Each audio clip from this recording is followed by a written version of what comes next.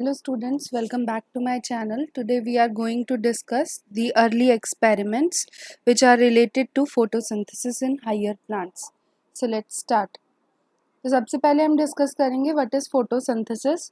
सो photosynthesis एक physico chemical process होती है. फिजिको केमिकल प्रोसेस का मतलब क्या है कि इसमें फिजिकल एंड केमिकल दोनों चेंजेस होते हैं. अब इसमें क्या होता है, लाइट एनर्जी का प्लांट्स यूज़ करते हैं और कुछ ऑर्गेनिक कंपाउंड्स बनाते हैं. ये ऑर्गेनिक कंपाउंड्स जो हैं मोस्टली कार्बोहाइड्रेट्स होते हैं यानी ग्लूकोज होता है. तो मेनली जो भी लिविंग फॉर्म्स हैं अर्थ पे वो डिपेंड करती हैं सनलाइट पे फॉर एनर्जी. एंड ये लाइट एनर्जी प्लांट्स जो हैं केमिकल बॉन्डिंग की फॉर्म में सिक्योर कर लेते हैं टू फॉर्म ऑर्गेनिक कंपाउंड्स जैसे कि ग्लूकोज. फोटोसिंथेसिस किस लिए इम्पॉर्टेंट है? फोटोसिंथेसिस की इम्पॉर्टेंस के दो मेन रीज़न हैं. एक होता है primary source of food on earth. Photosynthesis क्योंकि प्लांट्स कर रहे हैं और प्लांट्स प्राइमरी सोर्स हैं फूड का, तो जो भी फूड सिंथेसाइज करेंगे प्लांट्स वो हमारा प्राइमरी सोर्स कंसीडर होता है अर्थ पे. तो उसके लिए हमें सनलाइट चाहिए, फोटोसिंथेसिस रिक्वायर्ड है. सेकेंड जो रीज़न है वो है it is responsible for the release of oxygen. जो भी ऑक्सीजन प्लांट्स बनाएंगे, ऑक्सीजन एक बाई प्रोडक्ट है फोटोसिंथेसिस का. तो प्लांट्स फोटोसिंथेसाइज करके ऑक्सीजन रिलीज करते हैं इनटू द एटमॉस्फेयर. सो हम आगे बढ़ते हैं कि क्या क्या रिक्वायरमेंट्स होती हैं फोटोसिंथेसिस के लिए.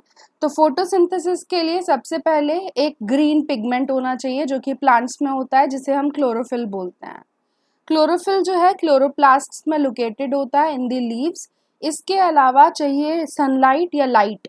कोई भी लाइट सोर्स चलता है इसके लिए. फोटोसिंथेसिस के लिए ऐसा रिक्वायर्ड नहीं है कि सनलाइट ही होनी चाहिए, आर्टिफिशियल सोर्स ऑफ लाइट भी इनफ है.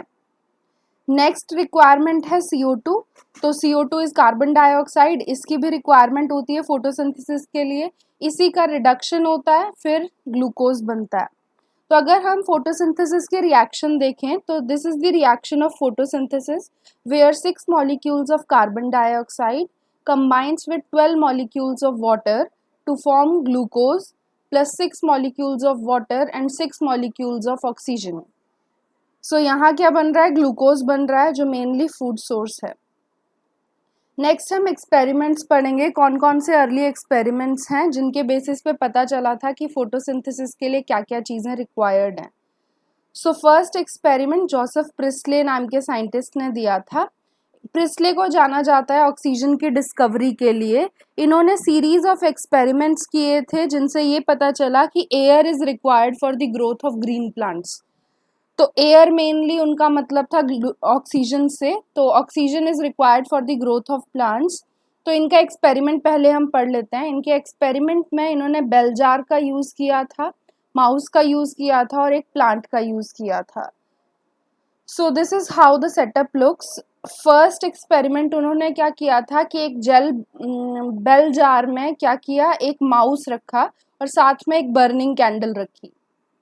तो उन्होंने देखा कि after some time mouse died and the candle extinguished.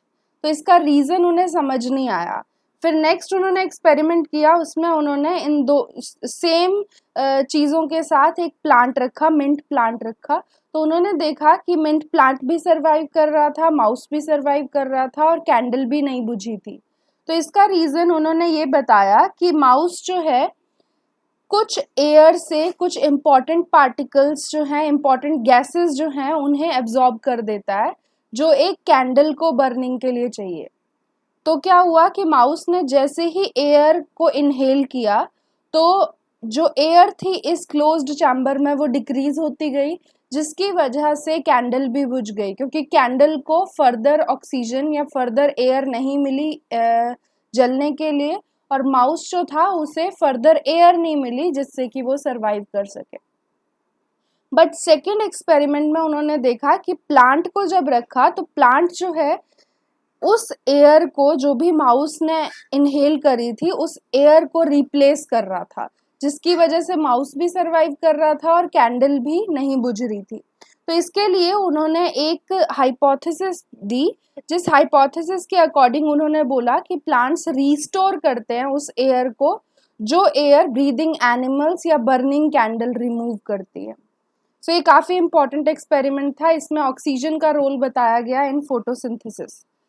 Second experiment जेन इंजनहॉज का था। इन्होंने बताया कि सनलाइट ज़रूरी होती है फोटोसिंथेसिस के लिए, तो इन्होंने एक एक्वेटिक प्लांट लिया। एक्वेटिक प्लांट मेनली वो प्लांट जो पानी में ग्रो कर सके। अब इस प्लांट पे जब इन्होंने ब्राइट लाइट स्प्रिंकल करी तो इन्होंने ये देखा कि कुछ स्मॉल बबल्स डेवलप हो रहे हैं। तो जो भी प्लांट का ग्रीन पार्ट था उसके अराउंड कुछ स्मॉल बबल्स डेवलप हो रहे हैं। बाद में उन्हें पता चला कि ये स्मॉल बबल्स ऑक्सीजन नाम की गैस के हैं। तो उससे ये चीज़ क्लियर हो गई कि sunlight is required for photosynthesis, जिस फोटोसिंथेसिस से ये बबल्स यानी ऑक्सीजन प्रोड्यूस हो रही है। और उन्होंने ये भी चीज़ बताई कि सिर्फ प्लांट का ग्रीन पार्ट ही ऑक्सीजन रिलीज करता है और कोई पार्ट ऑक्सीजन रिलीज नहीं करता है। नेक्स्ट एक्सपेरिमेंट था जूलियस वॉन सैक का। इन्होंने बताया कि ग्लूकोज और क्लोरोफिल दो चीज़ें होती हैं, इनमें से ग्लूकोज जो है वो प्रोड्यूस होता है प्लांट में as a main product of photosynthesis, और फोटोसिंथेसिस के लिए एक ग्रीन पिगमेंट की रिक्वायरमेंट होती है जिसे हम क्लोरोफिल बोलते हैं। तो इन्होंने बोला कि प्लांट्स के अंदर ग्लूकोज यूजुअली स्टोर होता है in the form of starch, और जो ग्रीन सब्सटेंस प्लांट्स में फोटोसिंथेसिस के लिए रिक्वायर्ड है यानी क्लोरोफिल जो रिक्वायर्ड है वो लोकेटेड होता है स्पेशल बॉडीज में, स्पेशल ऑर्गेनल्स में, जिन्हें आज हम क्लोरोप्लास्ट के नाम से जानते हैं। और ये कहाँ लोकेटेड होते हैं? प्लांट सेल्स के अंदर। उन्होंने ना ही क्लोरोप्लास्ट टर्म यूज़ करी थी ना ही क्लोरोफिल टर्म यूज़ करी थी, ये बाद में डिस्कवर हुआ था। तो उनकी स्टेटमेंट सिर्फ इतनी थी कि green substance in plants is located in special bodies within the plant cells.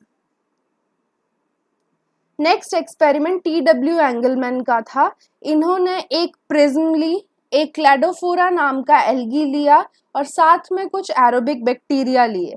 तो इन्होंने क्या किया कि वाइट लाइट को, सनलाइट मेनली, उसे स्प्लिट किया प्रिज्म की हेल्प से इनटू 7 कंपोनेंट कलर्स जो हम विबग्योर से पढ़ते हैं। तो वो 7 कंपोनेंट कलर्स में से उन्होंने ये चीज़ देखी कि जब प्रिज्म से स्प्लिटेड जो लाइट है, जब भी उसे क्लैडोफोरा नाम के एल्गी के सरफेस पे डाल रहे थे तो कुछ रीजन्स थे जिस एरिया में एरोबिक बैक्टीरिया एक्यूमुलेट हो रहे थे। तो उन्होंने देखा कि जो रीजन जहाँ पे भी एरोबिक बैक्टीरिया एक्यूमुलेट हो रहे हैं वो रीजन मेनली ब्लू और रेड लाइट वाले रीजन थे। तो इससे ये चीज़ क्लियर होती है कि क्लैडोफोरा जो कि एक ग्रीन एल्गी है, जब भी वो फोटोसिंथेसाइज करता है और ऑक्सीजन प्रोड्यूस करता है, वो ऑक्सीजन से एरोबिक बैक्टीरिया एक्यूमुलेट होते हैं उसके सरफेस पे। और इससे ये चीज़ क्लियर होती है कि ब्लू एंड रेड रीजन जो लाइट स्पेक्ट्रम का होता है, उन्हीं रीजन में फोटोसिंथेसिस सबसे ज़्यादा होती है, इसीलिए एरोबिक बैक्टीरिया की कॉन्सेंट्रेशन उन एरियाज में ज़्यादा है।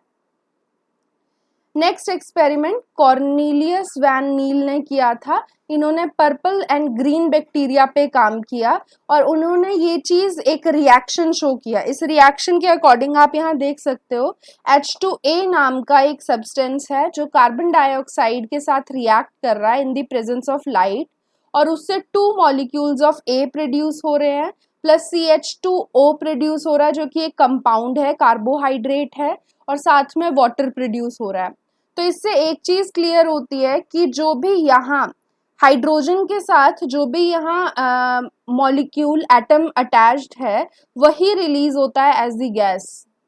जैसे पर्पल सल्फर बैक्टीरिया में उन्होंने ये चीज़ मेंशन करी थी कि जो H2S है, H2S जो यहाँ A की जगह हमने S मेंशन किया, कोई भी एटम हो सकता है, तो H2S जो है जब उसे as a photosynthesis source use करेंगे, हाइड्रोजन डोनर की तरह यूज़ करेंगे, तो वहाँ पे जो भी प्रोडक्ट प्रोड्यूस होगा, जो भी गैस प्रोड्यूस होगी वो सल्फर प्रोड्यूस होगी। यानी अगर हम प्लांट्स की बात करें तो प्लांट्स में जब भी फोटोसिंथेसिस में वाटर रिक्वायर्ड होता है तो उस वाटर का O जो है ऑक्सीजन गैस की फॉर्म में रिलीज होता है। यानी the source of oxygen in photosynthesis is mainly water, not carbon dioxide, as carbon dioxide is getting reduced completely into the carbohydrates. So ये कुछ एक्सपेरिमेंट्स थे जो आज हमने यहाँ पढ़े फोटोसिंथेसिस के। इससे आगे का चैप्टर हम नेक्स्ट टाइम डिस्कस करेंगे। Now I would like to end this tutorial with a quote given by William Spady, which says that all students can learn and succeed, but not in the same way and not in the same day. So next video का wait करिएगा. उस till then good bye.